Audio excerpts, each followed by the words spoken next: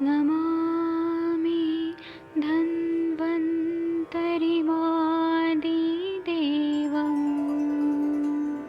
सुरासुरैर्वन्दितपादपद्मं लोके जरामृत्युनाशं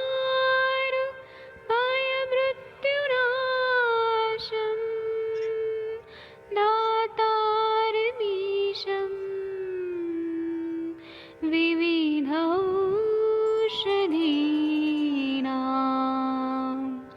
शङ्खं चक्रं जलौकां दधतं मृतघटं चारुतोर्भिश्चतुर्भिः सूक्ष्मस्वच्छादिरुद्यं शुकपरिविलसन्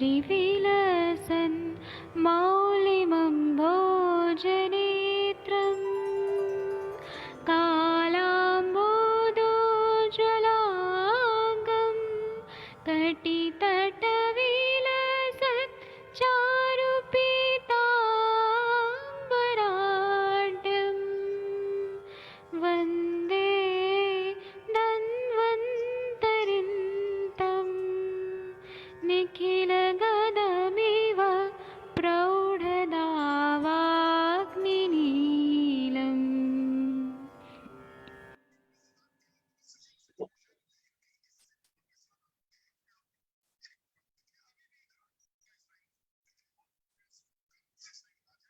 प्रणाम सभी लोगों को। मैं वैद्य अरविंद पाठक पुणे महाराष्ट्र से आप सभी लोगों का स्वागत करता हूं। सभी लोगों को कोटि कोटि प्रणाम करता हूं। आइए आज हम लोग इंदुकांत घृतम के बारे में चर्चा करेंगे। ये एक बहुत ही प्रसिद्ध दवाई है और इंदुकांत घृतम जो है इसके बारे में हम लोग चर्चा करके फिर इसका कुछ क्लिनिकल उपयोग पढ़ेंगे, समझेंगे और आप लोग भी अपना अपना अनुभव जरूर बताइएगा।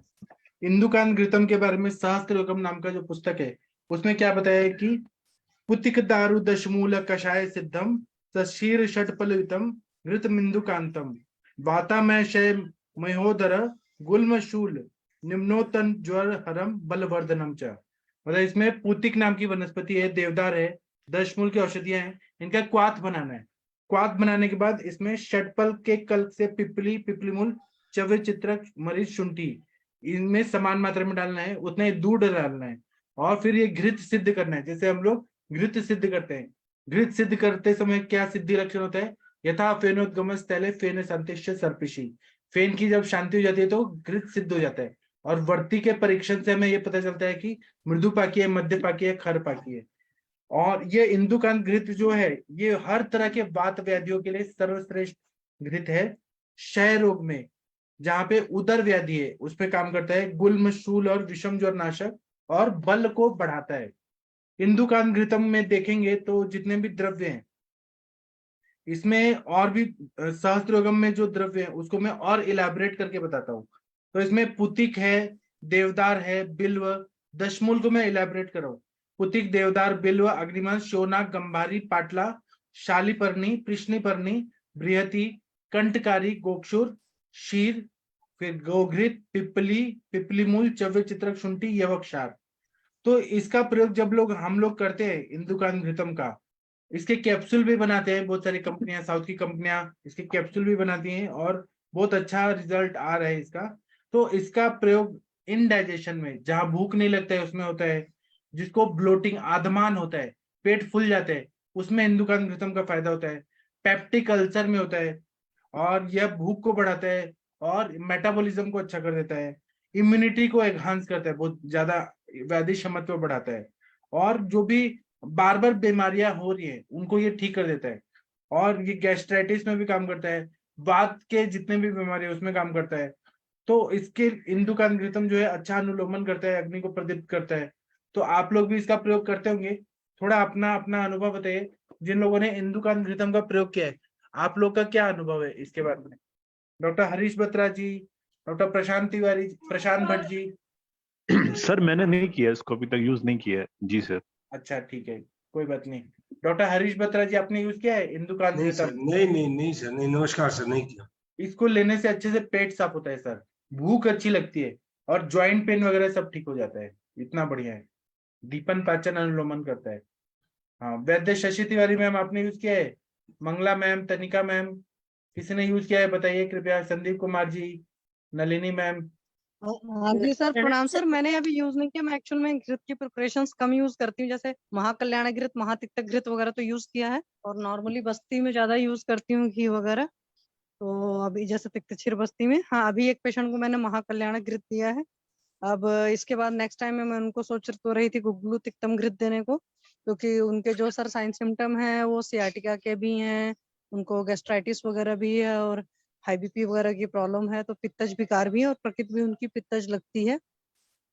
वैसे तो उनको कॉन्स्टिपेशन वगैरह नहीं रहता है, बट उनको मैंने सोचा है किसी ने फॉर्मेट में थोड़ा बहुत घी उनको मुझे देना ही है, तो फिर हो सकता है नेक्स्ट टर्म में मैं इसको प्लान करूँ या उसको देखती हूँ क्या होता है। जी, जी सर, थैंक यू सर। दीपन पाचन अनुलोमन, क्योंकि सारे कटु रसात्मक द्रव्य हैं, बहुत अच्छा दवाई हाँ है। सर एक बार सर इसके इंग्रेडिएंट रिपीट करोगे सर? हाँ, इसमें देखिए पुतिक नाम का वनस्पति है, देवदार। अब देखिए सारे वात शामक द्रव्य है, वात और कफ शामक। देवदार, बिल्व, अग्निमंत, शोना, गंभारी, पाटला, शालीपर्णी, कृष्णीपर्णी, बृहति, कंटकारी, गोक्षुर, ये सारे दशमूल के द्रव्य हैं। फिर इसमें पिपली, पिपली मूल, चव्य, चित्रक, शुंठी, यवक्षार।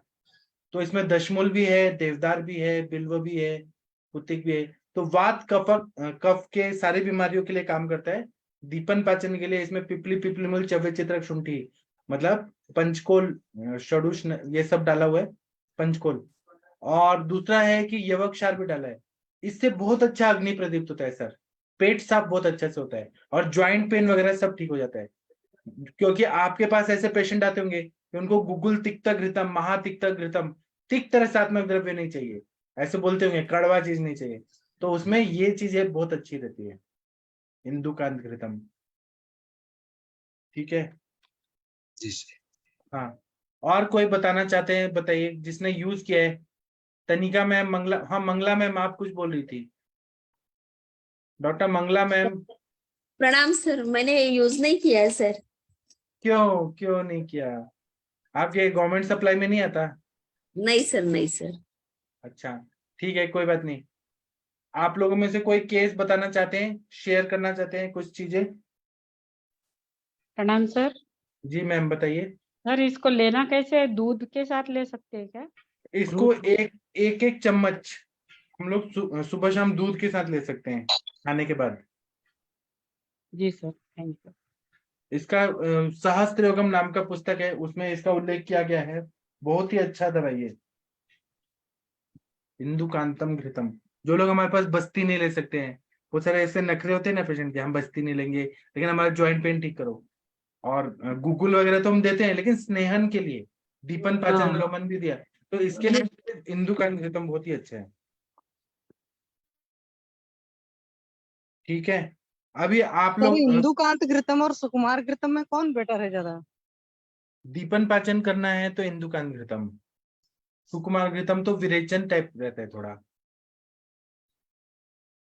ऐसे बहुत सारे घृत है, सबका अपना अपना प्रॉपर्टी है, लेकिन ये इंदुकांत घृतम का अच्छा उपयोग मुझे तो मिला है। सुकुमार घृतम भी अच्छा है, ये भी अच्छा है, हम किसी को गुड बेटर बेस्ट नहीं बोलते, सब अच्छा है। जी, अब आप लोग कुछ बताना चाहते हैं तो बताइए, नहीं तो मैं बताऊंगा कुछ। कुछ बोलना है आप लोग को? नहीं बोलना है तो अभी मैं जो बोलूंगा वो आप लोग को ध्यान से सुनना पड़ेगा। जब भी हमारे पास गर्भिणी ऐसे स्त्री आती है ना, तो उनको बार बार ये मिस कैरेज या एबॉर्शन ऐसे जो हो जाता है, तो उसके लिए हमें क्या क्या दवाइयां देनी चाहिए? तो हम जिनको मिस कैरेज हो रहा है, खून की अच्छा से HB लेवल अच्छा नहीं हो रहा है, या फिर उनको मतलब ग्रोथ अच्छा चाहिए, सुप्रजा जो है, मतलब अच्छा संतान उत्पन्न हो, उसके लिए हम लोग को कुछ दवाइयां अपना देने का योजना करना चाहिए। और सबको ये मालूम होना चाहिए कि हम लोग क्या बेस्ट चीजें अपने पेशेंट को दें, कि वो बोले हाँ कि हम हमारे, क्योंकि मैंने अपने पेशेंट को दिया, जो इनफर्टिलिटी के पेशेंट है उनको मैंने 2005 में 6 में दिया था। आज उनके बच्चे कभी बीमार ही नहीं पड़ते हैं, इतना स्ट्रांग है। तो ये हमारे ग्रंथों में बताया गया है कि गर्भपाल रस पूरे 9 महीने देना है।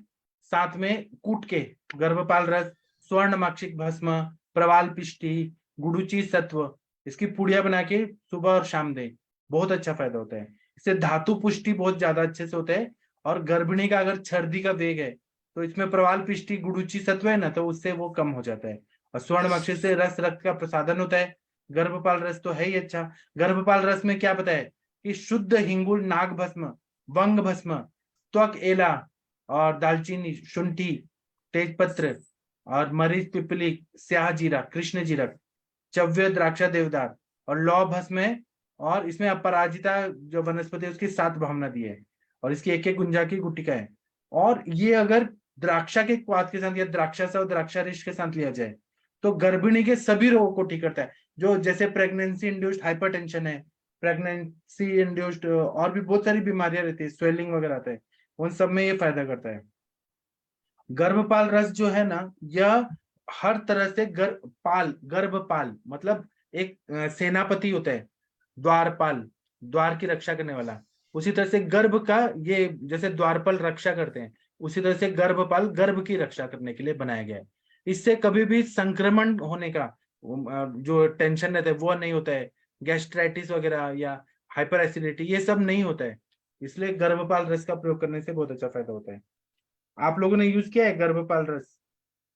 सर आपने वो क्या क्या बोला? गर्भपाल रस, स्वर्णमाक्षिक, प्रवाल पिष्टी और क्या? गुरुचि सत्व। हाँ, और इनकी मात्रा कैसे रखना है सर?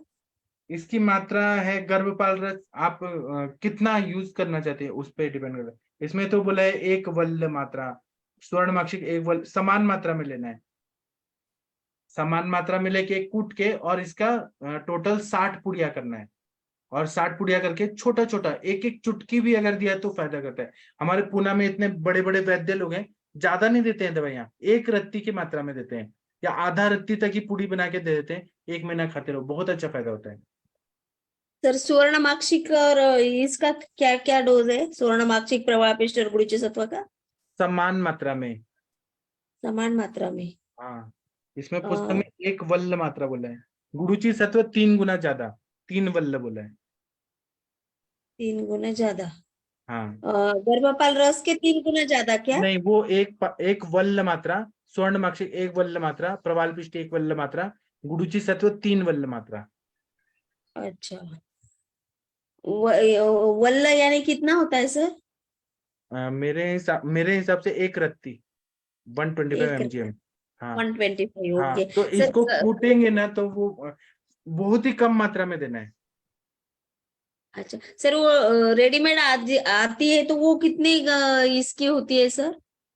अभी वो तो मुझे नहीं मालूम कि कितने का, मैं कंपनी मेड नहीं यूज करता है, बाकी लोग बता सकते हैं। हमारे मतलब मैंने जो देखा है ना, वो लोग 1 गोली 2 गोली को ही गर्भपाल रस इतना ही कम यूज करते हैं और पूरे महीने दे देते हैं। कुछ लोग 1 बीडी देते हैं सुबह शाम, छोटी गोली आती है गर्भपाल रस की, वही पूरा महीना दे देते हैं। मतलब सुबह शाम देते हैं। जितना जरूरत है उस हिसाब से हमें कम ज्यादा देना है। और आप लोग कुछ बताना चाहते हैं तो बता सकते हैं, नहीं तो मैं बताऊंगा।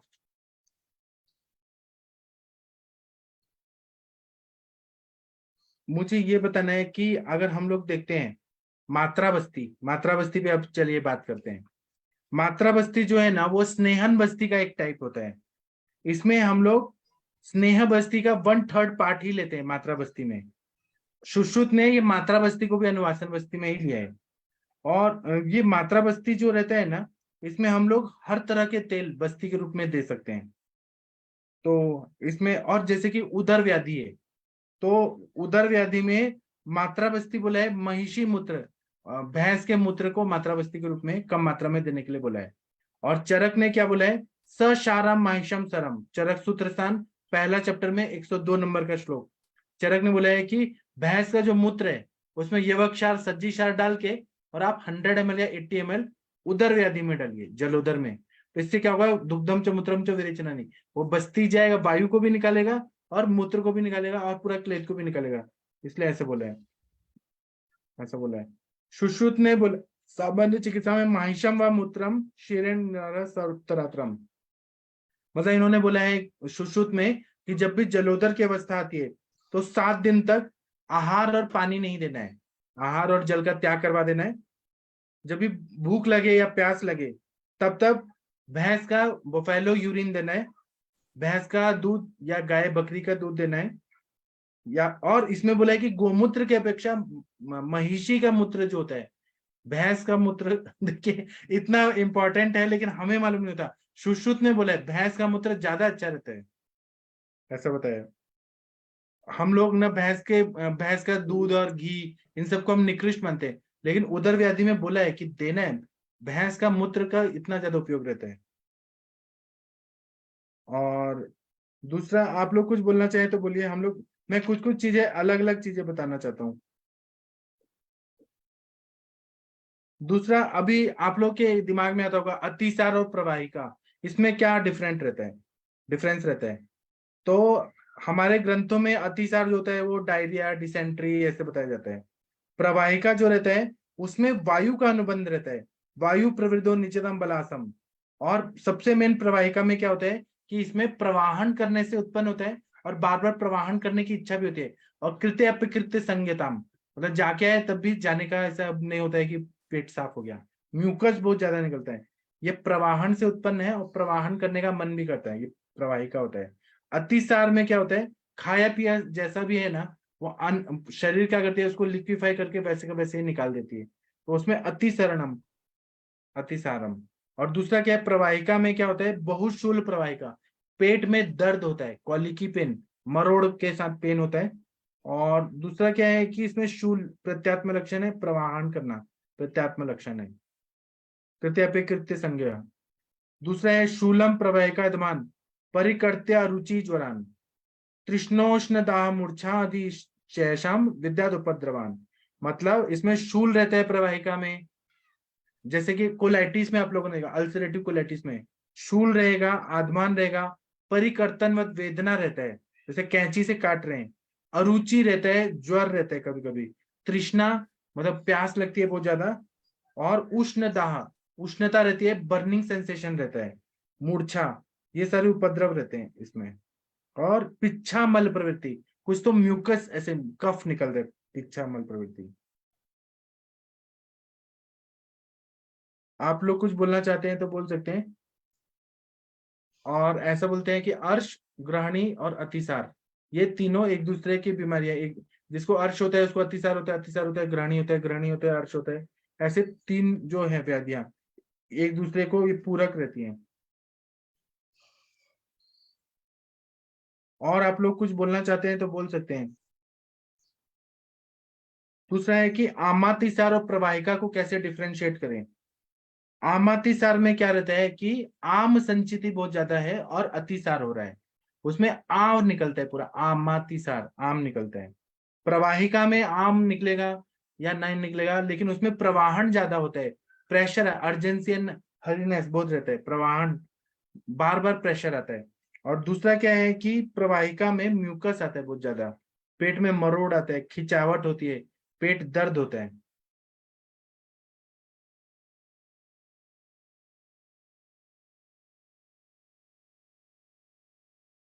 एक और चीज मैं बताना चाहता हूँ, मैं अलग अलग टॉपिक्स बता रहा हूँ जो आप लोग को काम आएगा। हम लोग जैसे गुद भ्रंश में, योनि भ्रंश में मूषक सिद्ध तेल का प्रयोग करते हैं, तो उसमें मूषक सिद्ध तेल कैसे बनाए इस पे हम बात करते हैं। सबसे पहले बोला है कि जो चूहा है ना, चूहा उसका मांस लेना है और उसका इंटेस्टाइन को निकाल देना है।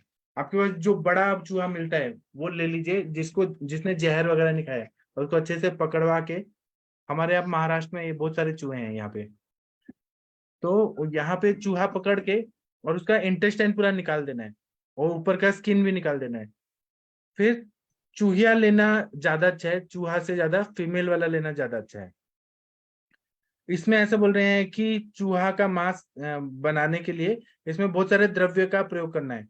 सुश्रुत ने बोला है कि देवदार, कुष्ठ, हरिद्रा, वरुण में श्रृंगी, बला, अतिबला, अर्जुन, और ऐसे जो ब्रिहन करने वाले द्रव्य हैं, और कषाय रसात्मक द्रव्य हैं, वीर तरु, फिर उसके बाद गुडुचि, अग्निमन, सहचर, एरन, पाषाणवेद, अलर्क, अर्क, वसु, बदर, विदारी, बहुत सारे द्रव्य बताए सुश्रुत उत्तर तंत्र में बताएं।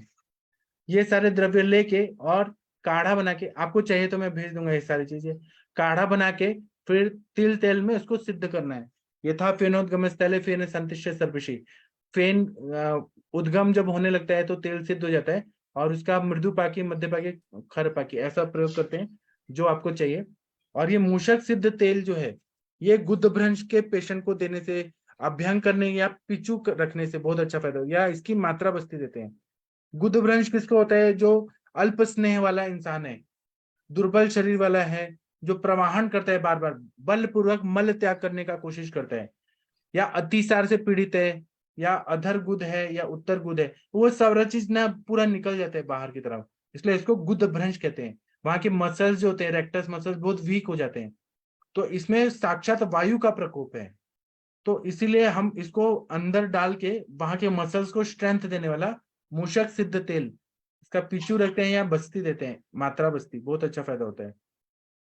और सुश्रुताचार्य जी ने बोला है कि गुदभ्रंश होता है तो इसमें गाय के चर्म का गोफणा बंद बांध देते हैं, बांध कर, और फिर मतलब मल प्रवृत्ति भी होना तो वो भाग बाहर ना निकले, मतलब गाय के गाय के चर्म का गोफणा बंद बांधते हैं, और न थोड़ा सा ही होल करते हैं वहां से, ताकि मल प्रवृत्ति हो जाए और बाकी चीज अंदर ही अंदर है, इस तरह से बांधते हैं।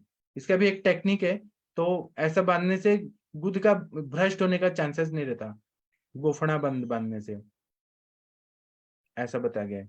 और बार बार उसमें स्वेदन करना चाहिए और बस्ती देना है, मात्रा बस्ती, तो वो पूरी तरह से ठीक हो जाता है गुदभ्रंश।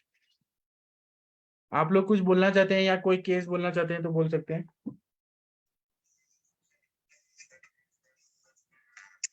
कुछ बोलिए प्लीज। हरीश बत्रा जी। नहीं सर, हेलो। हाँ, आपने कुछ पेशेंट देखे होंगे सर, कुछ बताइए ना हमें।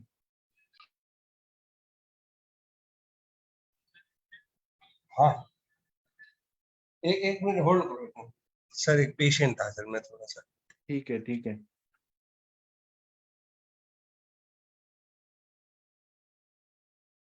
आप लोग कुछ बोलना चाहते हैं? शशि मैम कुछ बोलिए आप। सर यहाँ पे आपने मूषक तेल का मात्रा बस्ती देने को बोला है गुदभ्रंश में।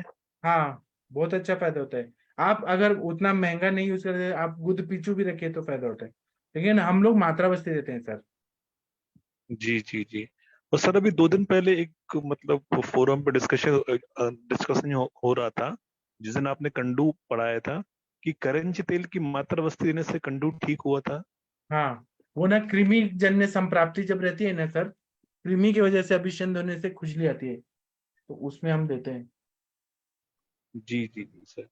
सर मेरी एक पेशेंट है, वो फीमेल पेशेंट है, थायराइड की पेशेंट है, और उनको शुगर भी है, तो वो उनको कंडू हो रहा है करीबन 1 महीने से।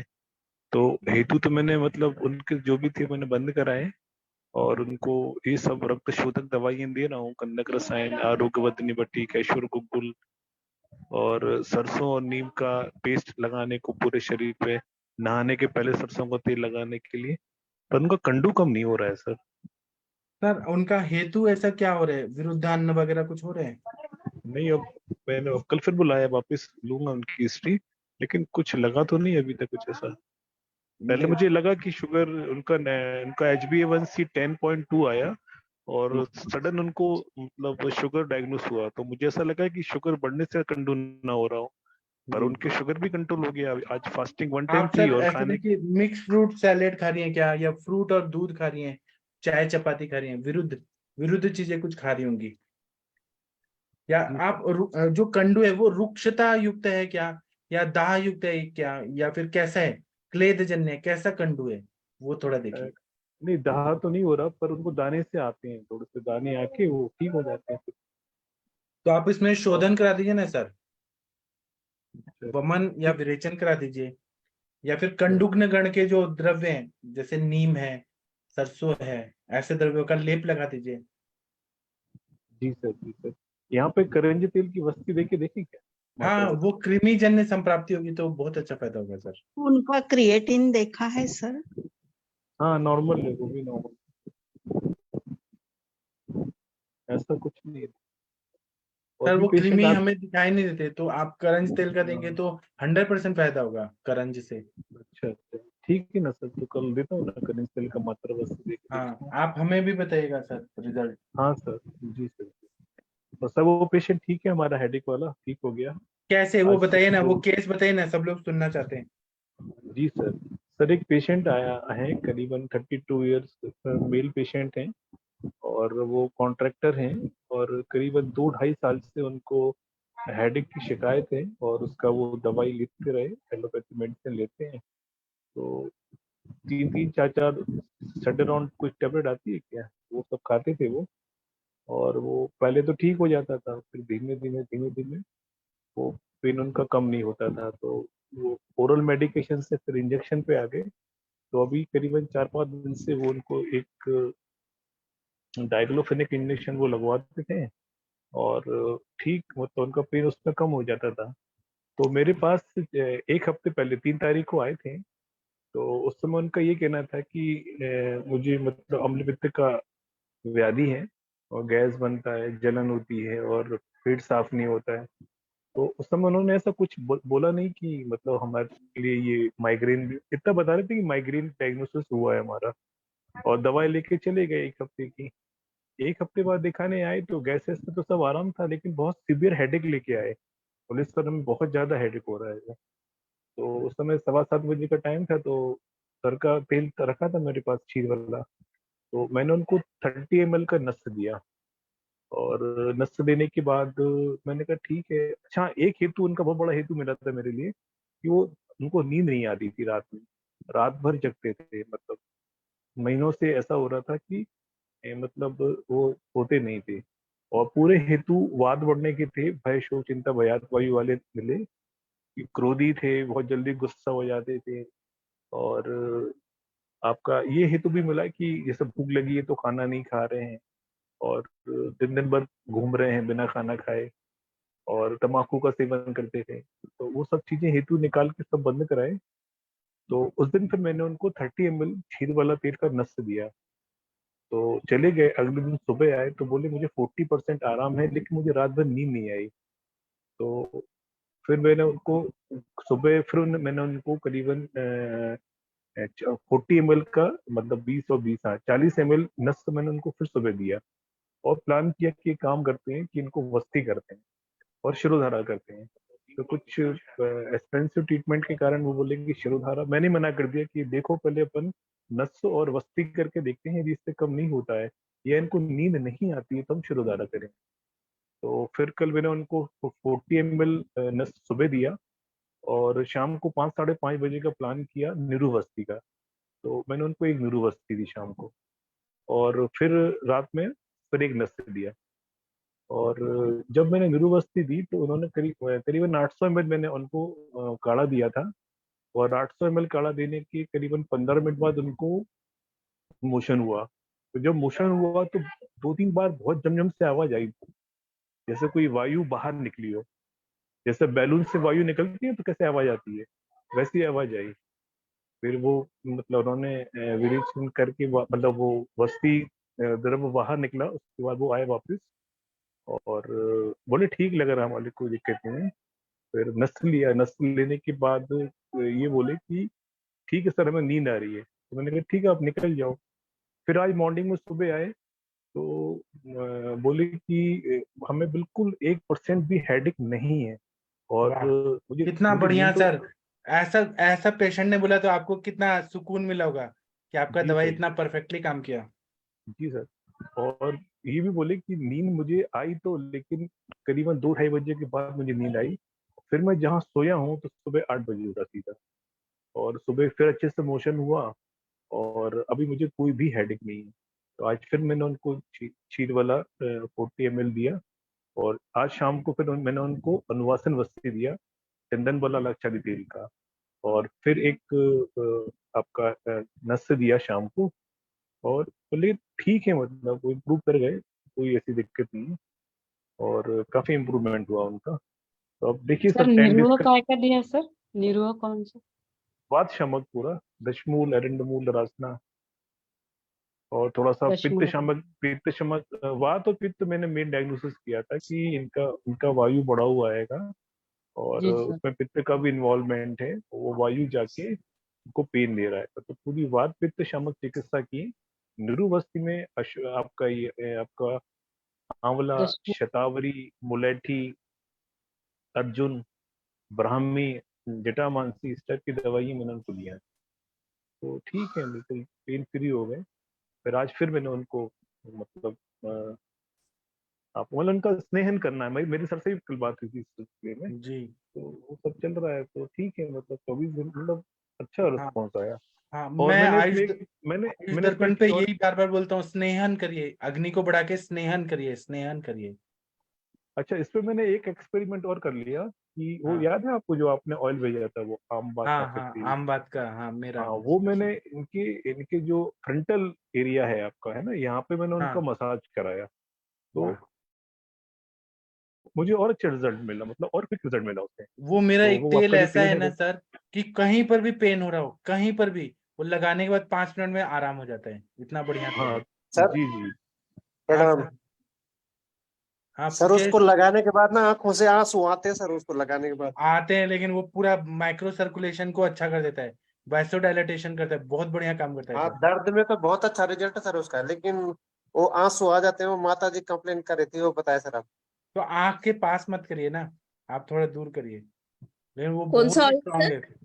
वो मैंने बनवाया है। उसमें यूकलिप्टस है, बहुत सारे तेलों का कॉम्बिनेशन है वो।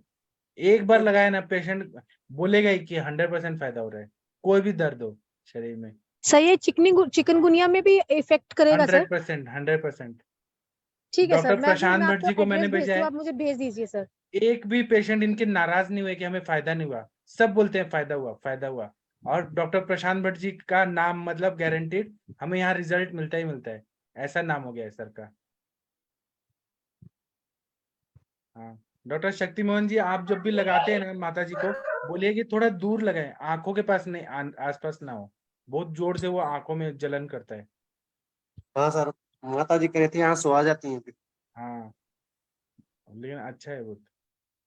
तो हाँ डॉक्टर अच्छा प्रशांत भट्ट अच्छा। जी, आपके जो पेशेंट है वो आपसे खुश हैं? आपको फीस वगैरह दिए ना वो? जी सर, जी सर, जी सर। फीस देना चाहिए। हम लोग अभी संडे को ये डिस्कस करेंगे कि किस तरह से अपना क्लिनिकल प्रैक्टिस बढ़ाया जाए, कौन कौन से द्रव्य ऐसे रखे जाएं कि पेशेंट हमारे एलोपैथी छोड़ के हमारे पास आए, और ऐसा नाम हो, प्रसिद्धि हो, कीर्ति हो, पैसा भी हो। तो इस पे हम लोग अभी डिस्कस करने वाले हैं संडे को। और सर आने लगे हैं पेशेंट, एलोपैथी छोड़ के तो आ रहे हैं सबके सब। हाँ वही तो, फर्स्ट जी सर, फर्स्ट चॉइस जो रहती है वो आयुर्वेद होना चाहिए, एलोपैथी नहीं। जी सर, जी सर। जी। मतलब हमें ना लोकप्रिय डॉक्टर बनना है, लोगों का प्रिय। ठीक है, और कोई कुछ बोलना चाहते हैं डॉक्टर शक्ति मोहन जी? और वो तेल आपने कहीं और भी यूज किया क्या? समय तो माता जी के लिए मंगाया था सर आपसे, तो काफी रिजल्ट तो बहुत अच्छा है। आगे मंगाऊंगा सर। हाँ, आप पेशेंट लोग में यूज करिए, फिर आप बहुत प्रसिद्ध हो जाएंगे सर। और इतने दूर दूर से लोग आएंगे ना आपके पास कि इतना अच्छा पेन किलर का एक तेल है, ऐसा कोई कंपनी नहीं बना सकता जो मैंने नहीं बनवाया है। सर। जी। अच्छा डॉक्टर प्रशांत भट्ट जी, ये आपके पेशेंट को नींद कैसी आ रही है, ये नशे लेने से, बस्ती लेने से निद्रा कैसा हुआ? प्रशांत भट्ट जी, सर हाँ सर, बोलिए सर। उनका नींद का और माइंड का क्या इम्प्रूवमेंट हुआ? अभी सेकंड डे था उनको नस का, तो सोए हैं 4 घंटे के करीब, उनको नींद आई है पहली बार। हाँ, और पहली बार आज ना। देखते हैं आज कितना सोते हैं। कल कल 60 ml दिया था, जी, और आज फिर 60 ml ही चला गया, और मात्रा बस्ती में चला गया 60 ml। बहुत देखते बढ़िया। हैं कल कल नींद कैसे आएगी। जी। और घृतपान भी चालू करा दिया। कल मैं ये सोच रहा था सर कि उनको जब निरुद्ध दूं ना, तो हाँ उसमें घृत में दंडमास्टिक घृत मिला दूं क्या, हाँ, घृत है ना? जाने दीजिए सर, जितना हाँ स्नेहन क्योंकि होगा ना उतना। हाँ, तो वात पित्त संप्राप्ति है, तो दोनों के लिए अच्छा रहेगा फिर ये, है ना? हाँ हाँ। कल कल कर दूंगा निरुवस्ती में फिर ये जी घृत। सर, आप एक जी साल बाद अपना देखेंगे ना, 2024 में हम ऐसे ही 12 अक्टूबर को मिलेंगे। आप बोलेंगे मेरे पास इतने पेशेंट है कि टाइम ही नहीं मिल रहा, इतने पेशेंट है, और आप मल्टी बिलियनियर हो गए होंगे उस टाइम। जी सर, जी sir, thank you sir. Sir मुझे एक चीज और पूछनी थी, अभी जो 7 बजे की समस्या चल रही थी, हाँ तो उसमें आपने ये कहा था कि मेरे पास एक पेशेंट आई थी हाँ जिसको मैंने 100 ग्राम घी रोज खिलाया, यानी कि हाँ 1 महीने में मैंने उसको 3 किलो घी 3 खिलाया, किलो हाँ और सिर्फ उससे ये बोला कि मैं तेरा दीपन पाचन कर देता हूँ। तो हाँ। थोड़ा इसके बारे में विस्तार से बताएंगे क्या? मतलब मैं नहीं, आज वो आया था मेरे पास पेशेंट, उसके बॉडी जी में जी। इतनी रुक्षता है, इतना धातु क्षय इतना ज्यादा हो गया है, पॉर्न वीडियोस देख देख के उसको शुक्र क्षय इतना ज्यादा हो गया है कि इतना कॉन्स्टिपेशन है उसको, लैक्सेटिव लेके फिर उसको पेट साफ करना पड़ता है, डल्कोलेक्स वगैरह लेके। तो मैंने उसका पूरा शरीर भी देखा तो खर खर ऐसे, पूरा स्किन भी उसका ड्राई है। तो मैंने उसको आम पाचक खिलाया अपने पास क्या, और उसको भूख भी नहीं लगती, जीभ में कोटिंग भी है। मैंने उसको आम पाचक खिलाया अपने पास 20 गोलियां, और मैंने कहा कि आपको भूख लगेगी, आप 20 लो या 10 लो या 5 लो या 2 लो, आपको अग्नि को बढ़ाना है, और अग्नि को बढ़ा के फिर आपको घी शुरू करना है 2-3 दिन बाद, और उसमें 25 ml खाने के पहले, 25 ml खाने के बाद, ऐसे दिन में 2 बार, मतलब 100 ml दिन भर में आपको खाना है। तो ऐसे करेंगे, काउंट किया तो 3 किलो गाय का घी। तो उन्होंने कहा कि हमारे हरियाणा में गिर गाय का वो अच्छा सा घी आता है, बलोना का कुछ, तो वो वाला खाएंगे। तो ऐसा किया, और उनका वेट लॉस भी बहुत ज्यादा हुआ है शुक्र शय से। तो मैंने कहा कि आपका 8 किलो तक वजन बढ़ जाएगा आप घी खाएंगे तो, और पूरे बॉडी में लगेगा, ऐसा मैंने कहा। तो अभी देखते हैं ना, बढ़ता है सर, घी उतना एब्जॉर्ब हो जाता है। और मैंने कहा कि केवल घी खाने से नहीं है, आपको जिम भी जाना होगा और अर्धशक्ति व्यायाम भी करना होगा कि घी को पचा दे वो चीज। सर अब कई लोगों को घी खाने से प्रॉब्लम हो जाती है सर, वो क्यों होता है? हाँ, तो वो एक्सरसाइज नहीं करते हैं, या हम आम पाचन नहीं करते हैं, अग्नि नहीं बढ़ेगा तो फिर ऐसा प्रॉब्लम होता है। नेहा, जीर्ण नहीं होना चाहिए सर। पहले दीपन पाचन करना पड़ेगा सर, फिर घृत पान कराना हाँ पड़ेगा। हाँ, इसलिए मैं तो आम पाचक देता हूँ ना सर।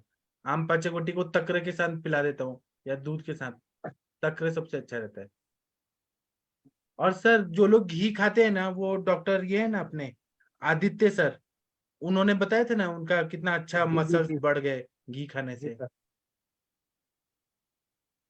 हाँ, किसी ने हैंड रेज किया है, तकदीर जी आप बताइए सर। नमस्ते सर। हाँ नमस्ते सर, बताइए।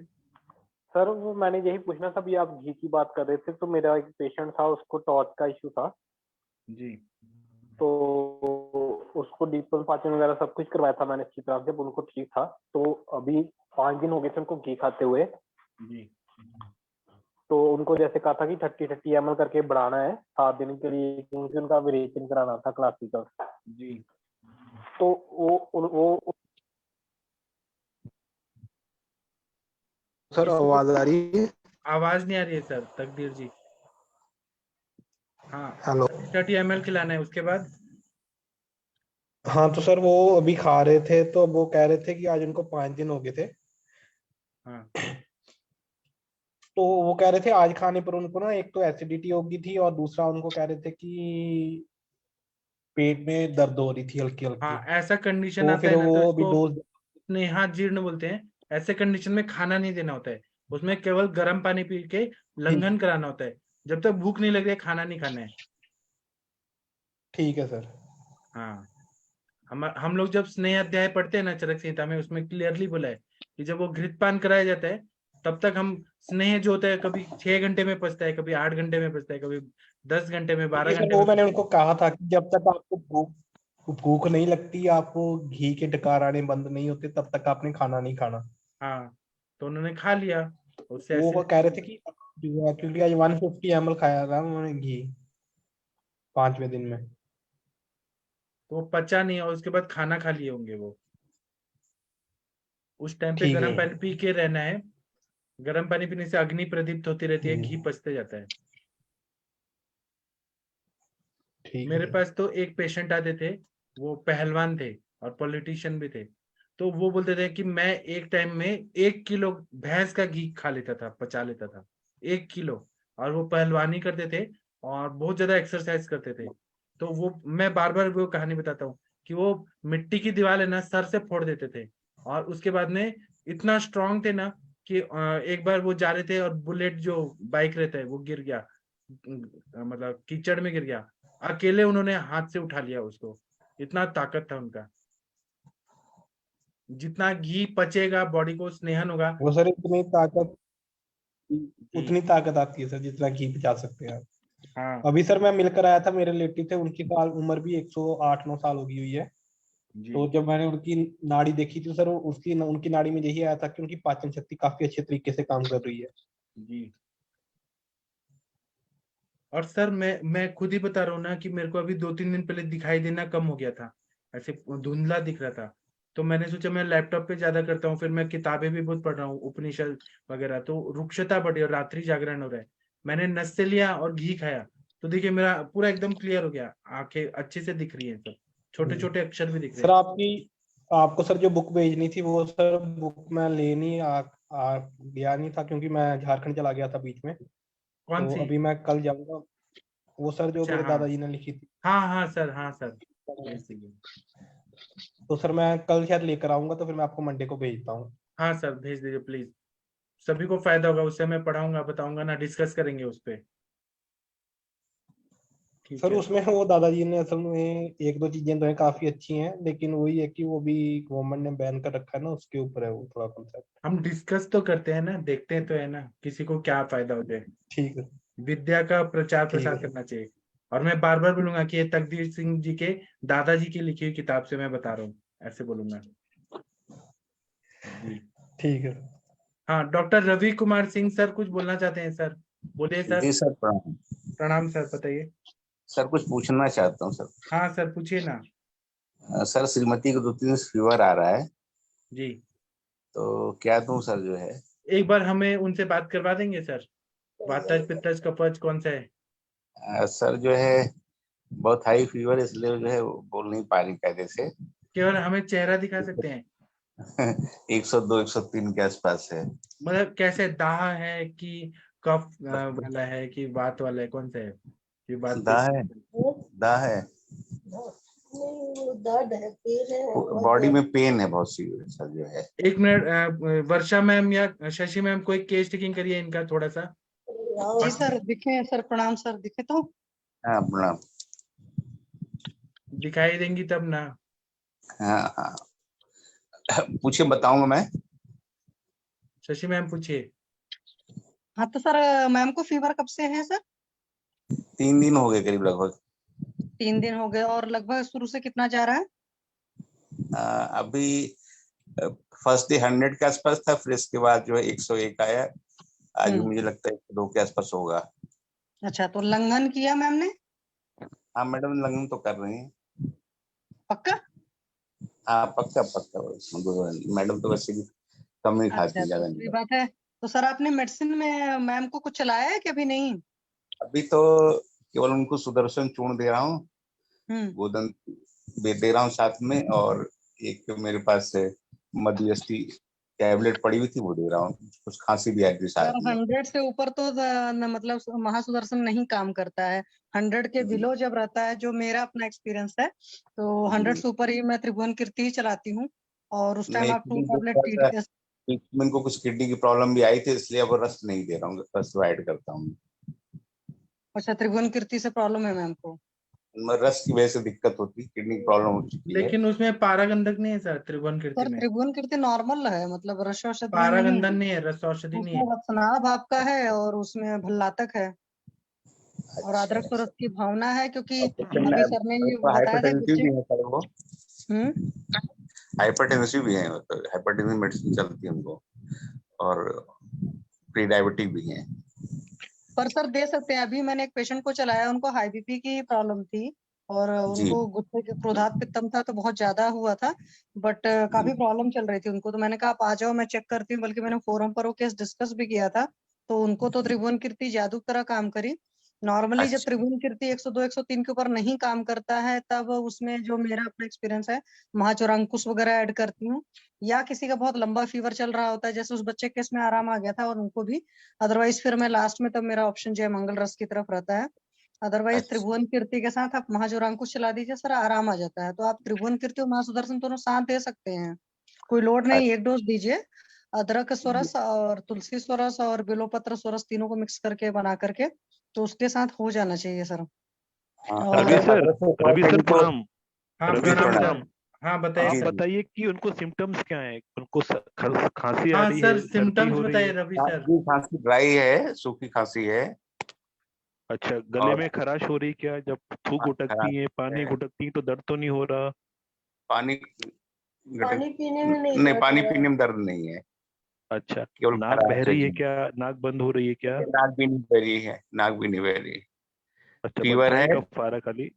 जी, और जो अच्छा है अच्छा, बॉडी है फीवर। जी जी। तो कोई टाइम ऐसा फिक्स है कि ये टाइम बुखार बढ़ जाता है, शाम को बढ़ जाता है, या सुबह शाम बढ़ को जाता रहता है, है, या एक सा रहता है? नहीं शाम को बढ़ जाता है अच्छा अच्छा, हेडेक जी। हो रहा है उनके लिए? बहुत जी, हेडेक हो रहा है। हेडेक है, सीवियर हेडेक है। अच्छा, कोई बॉडी में कोई रेशेस तो नहीं आ रहे? नहीं, वैसे नहीं है। नहीं आ रहा है। अच्छा, हेडेक के साथ में पूरा अंगमर्द भी है क्या, मतलब जी, पैरों में, हाथों में? अंगमर्द भी है। अच्छा, जब खांसी आती है तो कफ आता है कि सूखी खांसी आती है? ड्राई कफ है, ड्राई है। ड्राई कफ हो रहेगा। तो अभी क्या दवाई दी आपने? कुछ अभी दिया दवाई? अभी तो मैं सिंपली सुदर्शन चूर्ण दे रहा हूँ, और अच्छा मेरे पास जो है मधुएस्टी टैबलेट पड़ी थी वो दे रहा हूँ। अच्छा, और ठीक है ना। पेशाब में कोई जलन तो नहीं हो रहा उनको? नहीं, पेशाब में कोई जलन नहीं है।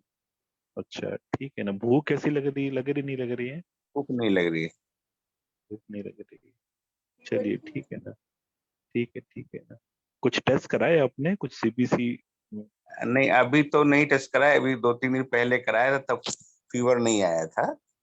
अच्छा तो उस समय तो थोड़ा सा जो है टोटल लिकोसाइड काउंट जो है नॉर्मल रेंज में, हायर साइड में था। अच्छा, ईएसआर तो नहीं बढ़ा हुआ था? नहीं, ये शायद नॉर्मल था। अच्छा अच्छा, ठीक। कुछ मलेरिया के भी कराए थे क्या, डेंगू मलेरिया? हाँ, जीबीपी कराया था, उसमें नहीं आया कुछ। अच्छा, तो सिंपल वायरल फीवर ही लग रहा होगा फिर ना? जी जी जी। हाँ, तो सर यहाँ पे आप त्रिभुवन कीर्ति रस दे सकते हैं, चंद्रामृत रस दे सकते हैं, टंकण जी भस्म अच्छा काम करेगी यहाँ पे। तली शादी जी। चूर्ण यूज करें आप यहाँ पे। यहाँ पे कौन सा प्रवाल पिष्ट, तली तली शादी चूर्ण, ताली तली शादी। शादी चूर्ण, है ना? डायबिटिक है थोड़ा जी। चल जाएगा, प्री वैसा लगता है डायबिटिक, उसमें मिश्री नहीं रहती है। और प्री यहाँ डायबिटिक। पे आप, यहाँ पे आप प्रवाल पिष्टी यूज करें, यहाँ पे आप महासुदर्शन घनबट्टी यूज करें, यहाँ पे आप जी विलोस तत्व यूज करें। और जी जी। यहाँ पे लंघन कराएं आप 3 दिन इनके लिए। यूश लंदन तो यूश, हाँ लंघन आप दें। और जी यहाँ पे यूश और मंड कल्पनाएं दें, और जी सिंपल जी खाना दें, बिना भूखे खाना न खिलाएं। और जी। दीपन पाचन के लिए आम पाचक बट्टी भी आप यहाँ यूज कर सकते हैं यदि हो आपके पास तो। ये तो है। हाँ, तो बस 3 से 5 दिन देता है ठीक होने में, ठीक जी हो जी। जाएगा। वायरल त्रिभुवन फीवर ही कीर्ति लग से रहा सर है। पसीना आएगा ना, तो सारा निकल जाएगा। बहुत अच्छे से फायदा होता है त्रिभुवन कीर्ति में।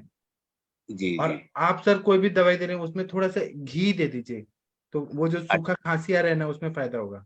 जी जी जी। ये सर कुछ समय पित्त ज्वर का भी है ना सर? हाँ हाँ इसमें जी सब कवर हो गया ना सर, इसमें वात पित्त कफ तीनों कवर होगा जो मैंने बताया आपको। जी जी। Thank you sir. पित्त रहेगा तो उसके लिए प्रवाल पिष्टी गिलो सत्व हो गया, और वात कफ के लिए त्रिभुवन कीर्ति चंद्रामृत टंकण भस्म ताली शादी चूर्ण हो गया, और जी आम जी पाचन के लिए आम पाचक बटी हो गया, लंघन हो जी गया, घी हो जी गया। ठीक हो गया। जी सर। जी sir, thank you. Thank doctor you Ravi sir. Sir, Ravi Kumar Singh sir, मैंने आम पाचक बट्टी आपको भेजा है क्या? है सर, है मेरे पास। वो दे दीजिए ना सर, वो उससे जी बहुत अच्छा जल्दी भूख लगेगा, खुल के भूख लगने लगेगा। ठीक सर, ठीक सर। हाँ, उसमें जैसे ठीक। टमाटर का सूप या कोई वेजिटेबल सूप में वो अनुपान के रूप जी। में दे सकते हैं ना, उससे भूख लगेगा बहुत तेज। अच्छा अच्छा, ठीक है, ठीक है। जी ठीक है सर। हाँ, थैंक यू सर। थैंक और यू कोई सर। कुछ बताना चाह आप सर? कल बताइएगा मैडम का कैसा तबीयत है, सुबह तक ठीक हो ठीक है, जाएंगी। ठीक है सर, ठीक सर। हाँ, और कोई ठीक बताना है। चाहते हैं, कुछ बताना चाहते हैं, बता सकते हैं। डॉक्टर मंगला जी, आप कुछ बोलना चाहेंगे? हाँ, डॉक्टर मंगला जी कुछ बोलना चाहती हैं। जी सर। हाँ रवि सर, रिट्रोऑर्बिटल पेन है क्या? हाँ है। तो हाँ, तो डेंगू भी हो सकता है ना सर? हाँ, मैम हो सकता डेंगू है, तो करा कुछ लिया ना ऐसा। इन्होंने, डेंगू करा लिया। प्लेटलेट कितने हैं नहीं, सर? डेंगू नहीं कराया था। आप बता रहे थे ना करा नहीं, लिया। अभी 3-4 दिन पहले मैंने वैसे ही रूटीन में कराया था, तब उनको ज्यादा प्रॉब्लम नहीं थी। तो डेंगू उसमें भी हो सकता है। 1.5 लाख था। अच्छा, हाँ, हो सकता है, मान के चल रहा हूँ, कल कराऊंगा। हाँ करा लेना सर, NS1 पहले करा लो, फिर बाद में सीरम सैंपल दे दो। ठीक है हाँ सर। जी मैडम। रवि सर, अगर डेंगू भी रहेगा ना ठीक है तो मैम। हमारा महासुदर्शन घनबट्टी बहुत अच्छा काम करती है ना। महासुदर्शन हाँ घनबट्टी, प्रवाल पिष्टी, गिलोय सत्व, कासीस भस्म, ये बहुत अच्छा काम करती हैं इसके ऊपर, है ना। तो डेंगू भी कवर होगा इस अच्छा दवाई से आपका। जी और ठीक इसमें है। महासुदर्शन घनबट्टी जरूर देना आप, ये तो बहुत बढ़िया काम महासुदर्शन करती चूर्ण है। दे रहा हूँ, हाँ, ये घनबट्टी बटी दे तो नहीं दीजिए लेकिन तो वो, महासुदर्शन चूर्ण दे रहा हूँ। हाँ हाँ ठीक है ना। और घनबट्टी दे दें तो ज्यादा अच्छा रहेगा, क्योंकि वो कड़वा रहता है। तो 2-2 गोली आप हाँ दें, ये मतलब ये इससे तो ठीक जी होते ही होता है, जो मैंने बताया आपको। जी जी ठीक है सर, ठीक है sir, thank you. Thank you. हाँ ठीक है ठीक सर, है। प्रणाम सर। हाँ कितना अच्छा सा बताया सर ने, डॉक्टर प्रशांत भट्ट जी ने कितना बढ़िया जी बताया। जी जी जी सर, हाँ और कोई थैंक यू कुछ सर। बोलना? Thank you sir. और आपकी मैडम ठीक हो जाएंगी तो हमें उनसे बात भी करना है कि वो अभी क्या सोचते हैं जी बचपन के बारे जी में सर, और क्या करना चाहिए। ठीक होने के बाद बात करेंगे हम। जी हाँ जी और कोई ठीक है सर। बोलना चाहते? थैंक यू ठीक सर। डॉक्टर हरीश बत्रा जी कोई कुछ बोलना चाहते हैं? वर्षा मैम, नहीं जागीर सर। सिंह जी, हाँ बोलिए सर। कोई कुछ बोलना चाहते हैं क्या? अगर बोलना नहीं चाहते तो मैं सेशन बंद कर दूंगा। नहीं बोलना चाहते तो छुट्टी देते हैं। अब हम हाँ कल सर। मिलेंगे। थैंक यू, प्रणाम, गुड नाइट, शुभ रात्रि।